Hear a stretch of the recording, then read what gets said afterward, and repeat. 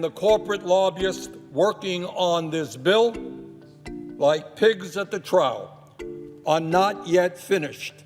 They want more and more and more. Their needs are insatiable. As the congressional power balance shifts, ex-lawmakers are hitting K Street in pursuit of lobbying gigs. I'm Yasmin Khan with the breakdown, and this shouldn't be a surprise. It's a fairly normal career progression for people in Washington. The idea is that these are Washington insiders who presumably know how it all works on the inside. They've got a black book of Washington contacts and they're not afraid to use it. But just the word lobbyist carries a bit of weight with it, and sometimes just the mention of lobbyists and lobbying groups can kind of set people off. The job of a lobbyist is to advocate on behalf of a specific initiative or product or idea, usually at the expense or disregard of practically everything else. Of course, lobbyists can lobby on behalf of good things that would benefit people, but typically when people think of lobbyists, they think of something more akin to that movie, Thank You for Smoking. The guy in the movie was a lobbyist for the tobacco industry who would deliberately spin stats and data in a way that made cigarette smoking seem not so bad. And this isn't so much a left or a right-wing thing. Members of both parties are known to take up lobbying jobs after their time serving the public. They're formerly elected officials, implying that they were people who their constituents believed would do the right thing, whatever the right thing was deemed to be. They were trusted, at least theoretically, by the majority of their constituents.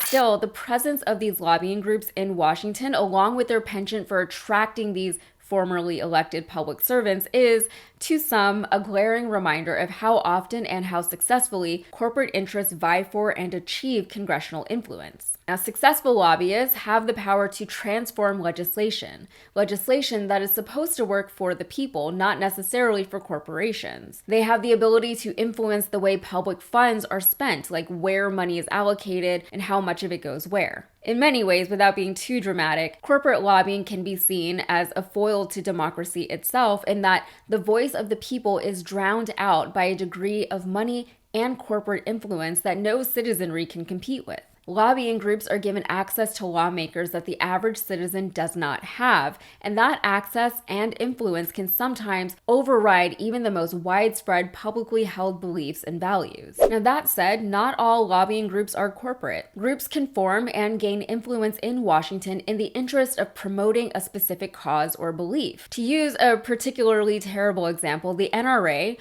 which is a nonprofit, tax-exempt organization, could be considered one of these groups, even though they definitely have a financial incentive behind their advocacy. Of course, there are better case scenarios where grassroots groups advocate on behalf of something that truly is good and is supported by the masses. In such cases, is that kind of direct access to government still contradictory to our representative government, or is it just another weapon in the legislative arsenal to help ensure that action is taken on an issue once the representatives have been elected? The difference certainly comes down to money, but more specifically, it comes down to how well the lobbying efforts actually benefit the citizens participating in democracy, and how well the outcomes truly reflect the will of the people. Now, lobbying, by the way, is protected by the First Amendment of the Constitution. It's the right to petition, and that's all this is. It's petitioning. You know, it never hurts to ask for things. The worst that anyone can tell you is no. Still, the ethics of asking someone for something while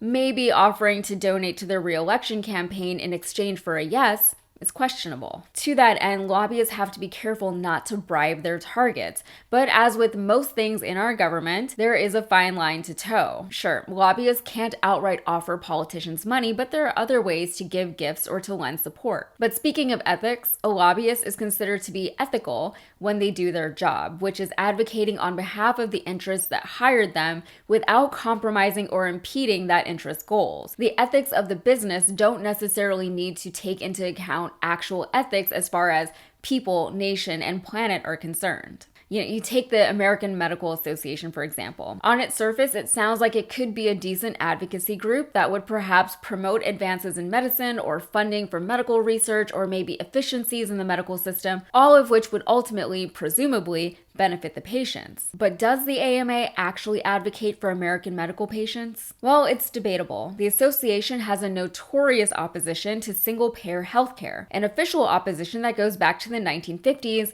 when it pushed for privatized, employer-based health coverage to be adopted nationally. This stance is, in fact, oppositional as it goes against the will of the American people, who, according to recent data, overwhelmingly favor the adoption of single-payer healthcare. Not only that, but support for it is growing on both sides of the aisle. In this case, the will of the AMA trumps the will of the people. Some could argue that doctors and other medical professionals are more knowledgeable about the medical system and are therefore more qualified to make decisions regarding their industry.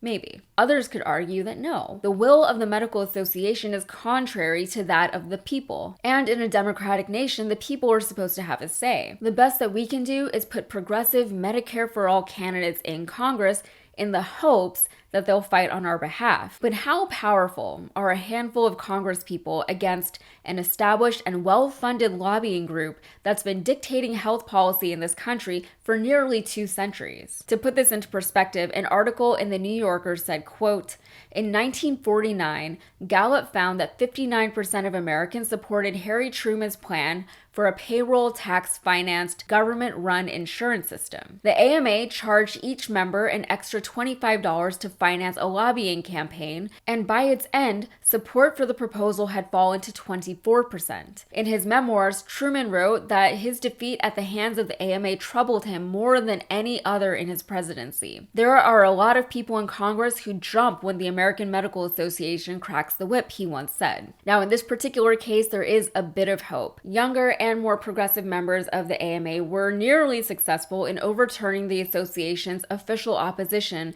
to single-payer healthcare in 2019 when the measure failed to pass by only 38 votes. Today, with many former lawmakers ousted from their previously held elected positions, many of whom suffered from their districts being disfavorably redrawn, they're headed to K Street in an effort to remain politically active and DC relevant while also earning a living. Whether or not their influence will be a net positive or a negative for the American people is yet to be seen, but honestly could go either way. All right, that's it for me. If you got something out of this, please like and subscribe and be sure to follow me on Instagram and TikTok. Thank you.